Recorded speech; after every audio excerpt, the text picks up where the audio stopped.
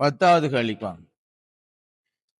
1 metre பக்கம் நீளமுடைய சதுரம் ஒன்றின் உச்சிகள் +200 மைக்ரோ கூலம் -50 மைக்ரோ கூலம் +300 மைக்ரோ கூலம் -150 மைக்ரோ கூலம் ஏற்றங்கள் வைக்கப்பட்டுள்ளன. மையம் ஓவில் வைக்கப்பட்டுள்ள +10 மைக்ரோ கூலம் ஏற்றத்தின் மீது தாக்கும் விசை எவ்வளவு? 1/4πε0 9/19 தந்திருக்காரு. மையம் ஓவில் வைக்கப்பட்டுள்ள +10. அப்ப கவனிங்க, நாம இவ்விடத்துல +10 மைக்ரோ கூலம் வச்சிருக்கோம். இன்னைக்கு இடத்துல +10 மைக்ரோ கூலம் வச்சிருக்கோம்.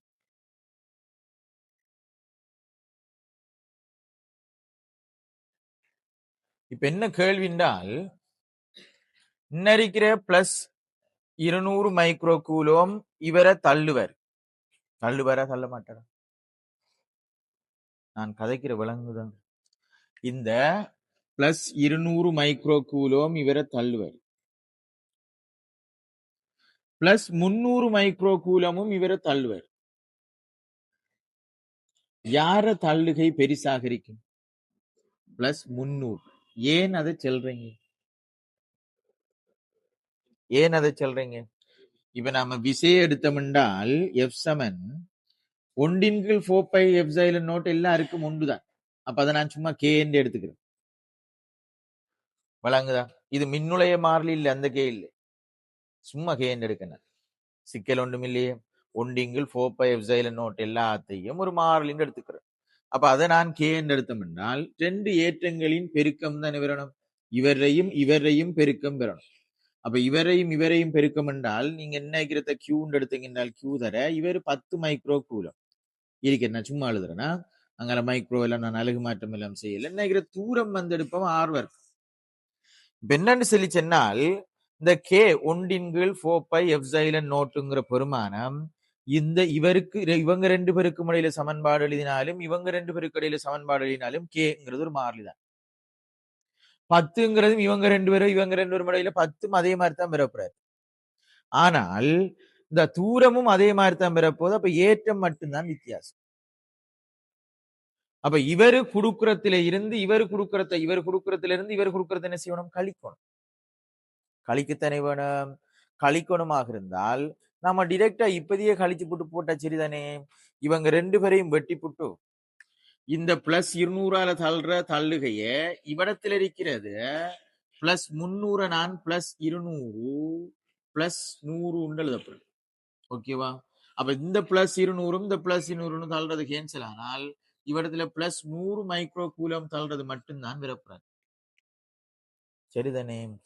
ஆகவே நான் எழுதப்புறேன் என்னென்றால், இவ்விடத்தில் இருக்கிற தள்ளுகை வந்து இவங்க 2 பேரும் கேன்சல். அப்ப இவங்க 2 பேரும் கேன்சல் ஆயிட்டு இவ்விடத்துல +100 மைக்ரோ கூலம் தள்ளுற தள்ளுகை விசை மட்டும்தான் வரப்போகுது. அதை நான் F1 எடுத்துக்கிறேன். +100 மைக்ரோ கூலம் தள்ளுற தள்ளுகை விசை மட்டும்தான் வரப்போகுது. அதை F1 எடுத்துக்கிறேன். அதே மாதிரி இவங்க 2 பேரையும் எடுங்களேன். இவங்க 2 பேரும் ஒரே லைன்ல இருக்காங்க. அப்ப இந்த -150 மைக்ரோ கூலம் நான் 2ஆ உடைச்சு எழுதப்பேன். எப்படி எழுதலாம்? -100 மைக்ரோ கூலம் -50 மைக்ரோ கூலம் ரெண்டையும் சேர்த்தா தான் என்னது 100 வரணும். இப்ப நாம கருதக்குள்ள என்ன வரப்போகுது? அங்க இருக்கிற -50 தள்ளுறது -50 கவரப்புறாரு. இந்த -50 கவர்றது ரெண்டும் என்னது? பேலன்ஸ். ஆனால் எக்ஸ்ட்ராவா மிஞ்சுறது யாரு? -100 மைக்ரோ கூலம் மட்டும். அப்ப அவரால் மட்டும்தான் என்ன செய்ய போகுது? விசை ஒன்று வரப்போகுது.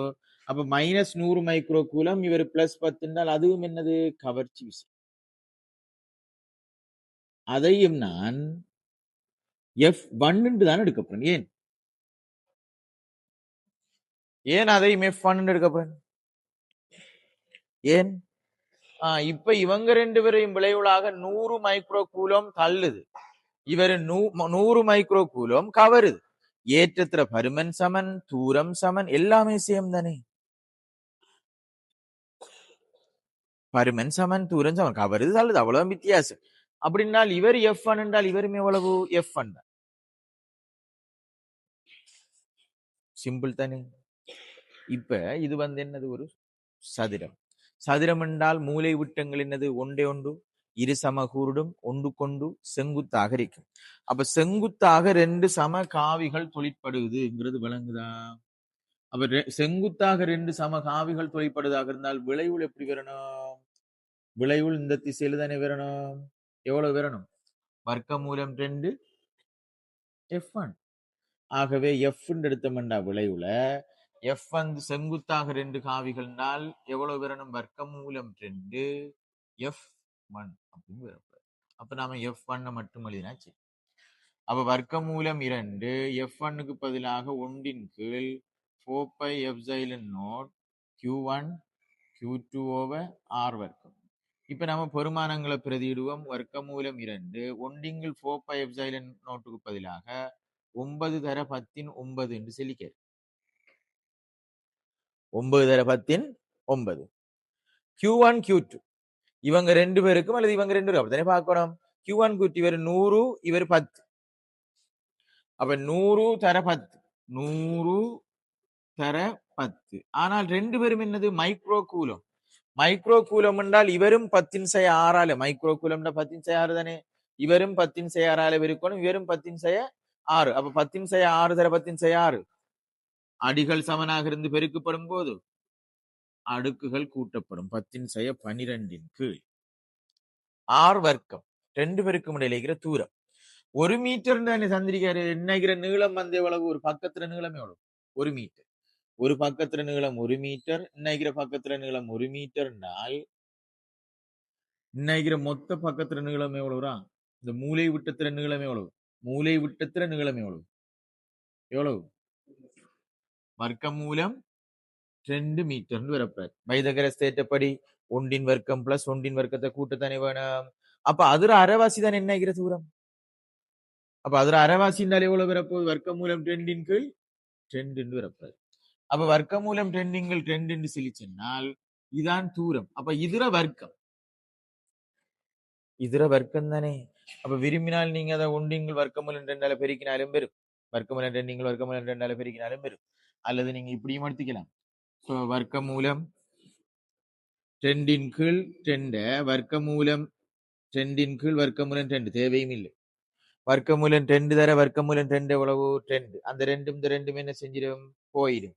அப்ப கீழுக்குகிற வர்க்கமூலம் 2 மட்டும்தான் என்ன செய்யும்? பெறப்போகுது. அப்ப 1 கீழ் வர்க்கமூலம் 2 மட்டும் பெறப்போகுது. அதுல வர்க்கிச்சம் என்றால் 1 கீழ் வர்க்கமூலம் 2 அதுல வர்க்கம். இப்ப சுருக்கினால் இவர் அரை தான் பெறப்படுறாரு. இவர் அரை தானே. அரை மேலுக்கு வரக்குள்ள 2 பேத்திரும் 2 தர 9 எவ்வளவு? 18. அப்ப 18 வர்க்கமூலம் 2. இங்க 10/12 இருக்காரு. இங்க 3 சைபர் தானே. 3 சைபருக்குள்ள 10/12 10/12 என்ன செஞ்சிடும்? பைத்திரு.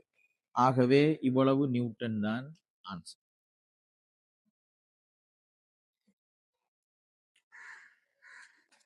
லேசி தானே இவரு. நீங்க ஒவ்வொன்றா தனித்தனியா கண்டே, இப்ப தனித்தனியா கண்டு விளைவுள் கண்டையா கொஞ்சம் இப்படியும் யூஸ் பண்ணலாம் தானே. எழுதிக்க.